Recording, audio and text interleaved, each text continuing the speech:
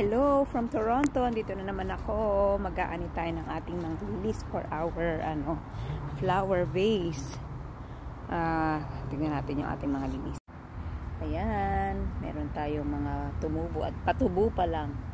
At namulaklak na. Ito sila. Ayan o.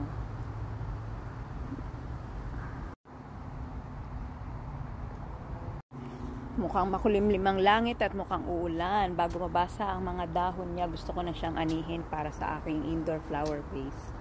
Tara, magkupit tayo.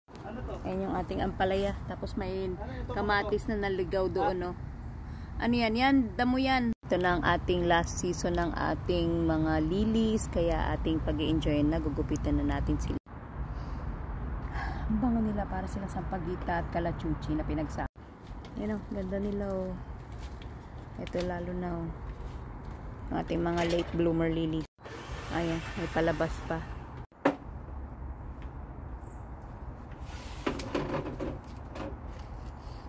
Bango. Yan, nakatipid si Habi ng aking anniversary flower bouquet. Ito na. Kukunin ko na lang sa garden. Magkakat din tayo ng ating mga zinnia. Ayan. Ganda nila oh. So, konti pa sila bumubulaklak. Ayan. Pero babawasan ko na. Mag-aani na ako ngayon.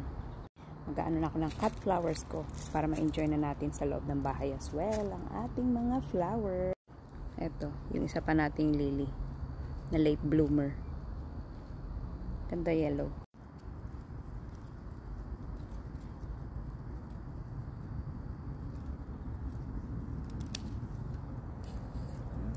Ng bulaklak niya.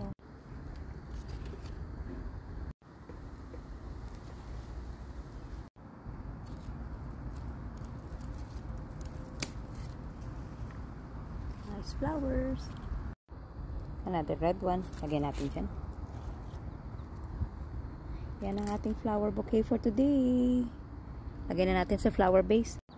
Ayan, nakaka-enjoy minsan pagka may garden sa summer.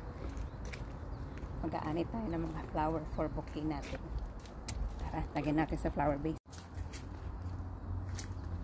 Ay, nakatipid si Habi ngayong anniversary namin. Ayan na, marami na akong flower. Diba? Mamaya lilibre niya na lang ako somewhere. McDonald's, pwede na.